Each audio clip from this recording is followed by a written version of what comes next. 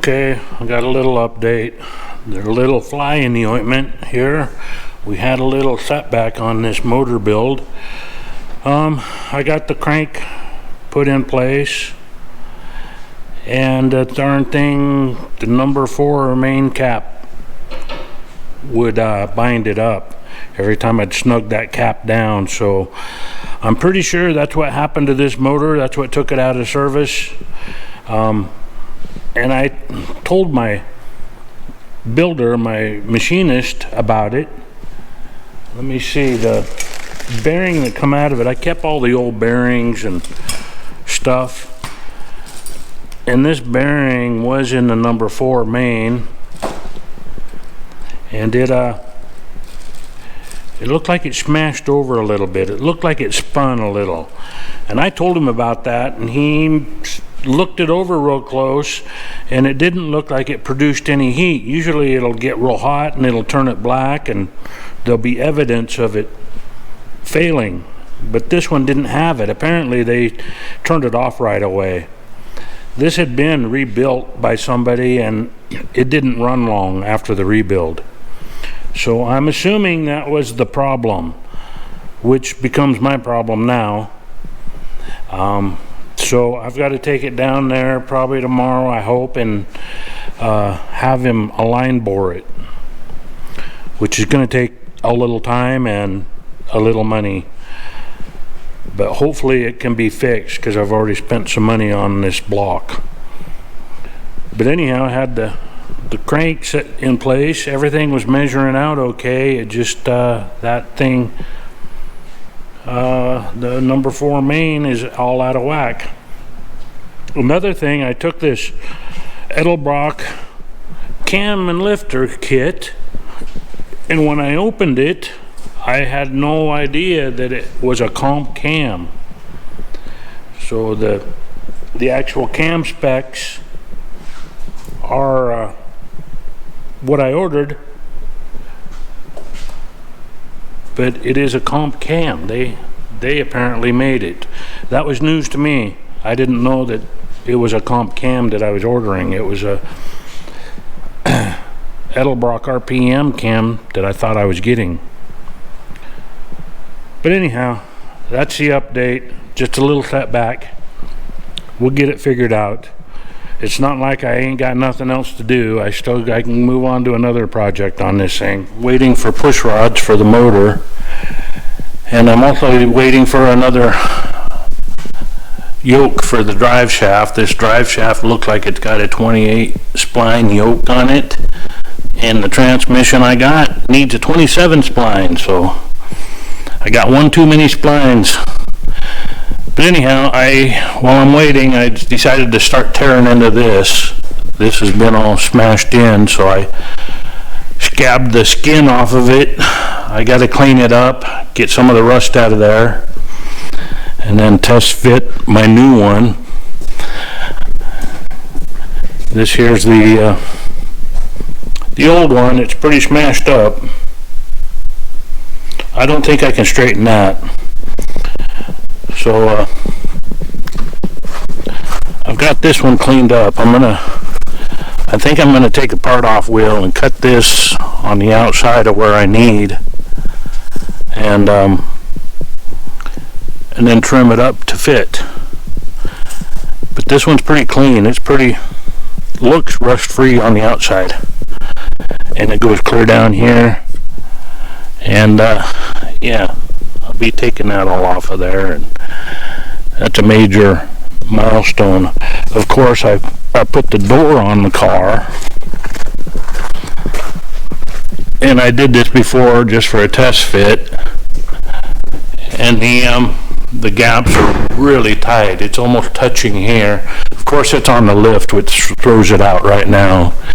I'm sure there's a little deflection in the body, and right here it's really tight. So my plan is, before I start welding it back together, I'm going to try to test fit it and get it all ready. I'm going to hook a come along to the front while the windshield's out. I'm going to back this thing up to a tree and chain it to a tree in the back, And probably tether onto my tractor, set the tractor in front of it with a come along and try to pull that windshield out maybe a 1/4 inch. I'm thinking that right now is the time to do it where it's a little bit weaker. I'm hoping that'll do. I am not a body man, but you know, that's what we're gonna do, is trial and error, see if we can get it to fit. We'll leave the door on there and test fit it. I've got the other side to compare it to, and I think the other side is fine. There's a little gap here. Of course, this door is not final adjustment. I threw it on just to test fit it, and it's got a good 1/4 inch to 3/16 gap there. This side's good. So I'm hoping my hokey backyard body straightening project will work. Okay, we're gonna do another progress update. I'm working on trying to straighten this thing. We'll turn that noise off. Okay, I don't know if this is right, but it's what I'm doing. I've got the tractor hooked up to the, and a come along up to the cowl that's pushed back. This thing is pushed back up against the door, and I'm trying to pull it back. It looks like the whole cowl is coming forward, and it's actually in a pretty good place right now, but it keeps flexing back to where it was. I've put tension on it 2 or 3 times. I've also got a jack in here with a board to try to push in on the door jamb, and it's helping, I hope. And of course I've got this tethered to a tree back here, so the car is anchored, and right now it's got tension on it, and I've been smacking it around with the rubber mallet trying to release some of the tension, trying to get it to stay put. So I'm gonna mess with it some more. I think eventually I'll get it. I did get this here mount tightened up, and it's where it belongs. Of course, this is my main concern, where the door hits. I don't want it to chip the paint. I need it to have a good gap on the front and back, and the other side is great. I'll show you what I got going there.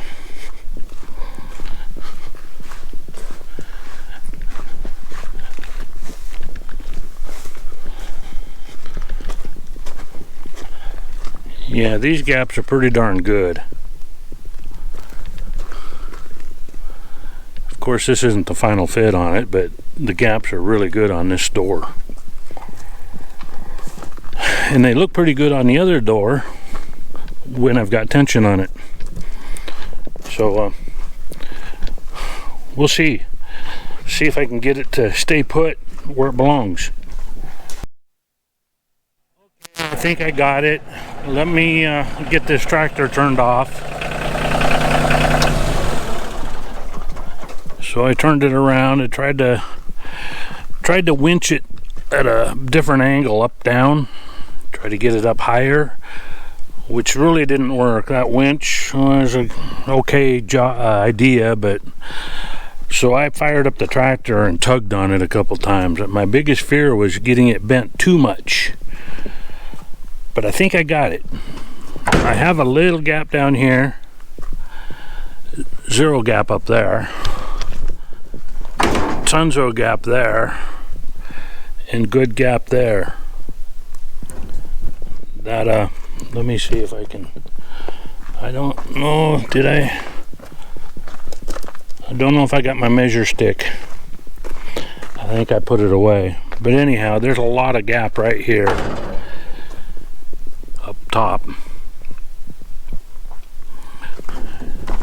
and a bit of gap here. So I'm hoping it's okay. It's way better than it was. And if I measure it, I took a measurement and wrote it down. It was 35, I don't know if you can see it, I wrote it in a Sharpie, 35 7/16. From, let's see, right right there. And now it's 35 and about 9/16. So I got it a good 1/8 of an inch. Almost thinking I might need a little more.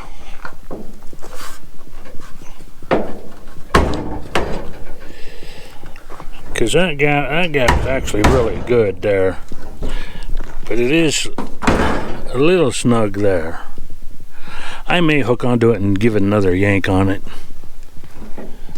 Of course, that'll probably be the one that throws it out.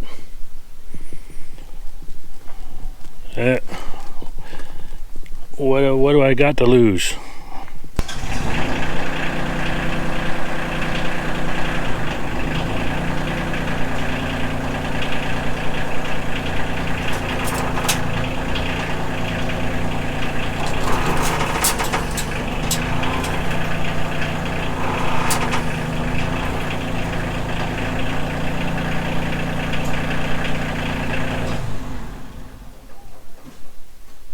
Let's have another measurement and see if we can measure.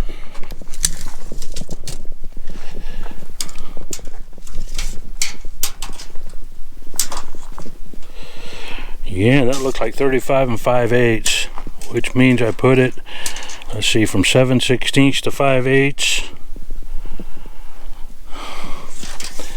That's 3/16 of an inch. I don't know if it moved much on this here go around.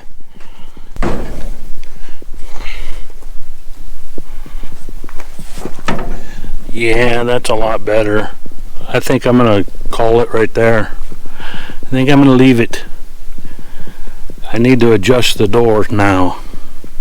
It's up against it right there. And there's a huge gap back here. That one looked really good there, and I've got okay here. Probably an 1/8 inch gap there. I know you're supposed to have about 3/16 or about using a paint stirrer. I had a paint stirrer around here, but I seem to have misplaced it. But yeah, I think I'm going to work with this. Yeah, it's going to need some of this here metal replaced. I'm hoping I can take this section out of the donor car over there. If it's any good. I still need to pull that windshield out and check it. It's got a chrome piece that goes on here and it traps water in, and these things are notorious for rusting there. So that one may or may not be usable. I hope it is. But yeah, I'll need to fix that before I install a windshield. But now I can put my brake stuff in. This brake bracket goes underneath the dash and it helps hold in the steering column. And there's a couple of braces. I don't know if you can see the braces in there that actually help support the whole dash, and I wanted that left in there before I straightened it, because I didn't want it to distort. So I left that in. And now I can replace this. We don't really care how this fits, because 95% of this is hidden by the fender. So we don't really care how it looks. I need to get it secure and welded in place. And once that's welded in place, once this is done, I can start mounting my master cylinder and start putting things together that I still have. And I need to pull this motor out and start getting ready to drop the new one in. Crazy work. We'll see how it goes. I'm going to see if that flexes back. I'm going to check it again here in a few hours and see if it goes back into place before I get celebrating too much. So anyhow, thanks for watching. Oh, by the way, I got a little something that needs to come off my need list.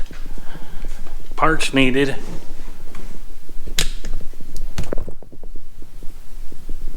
I now have a set of bought and paid for wheels and tires.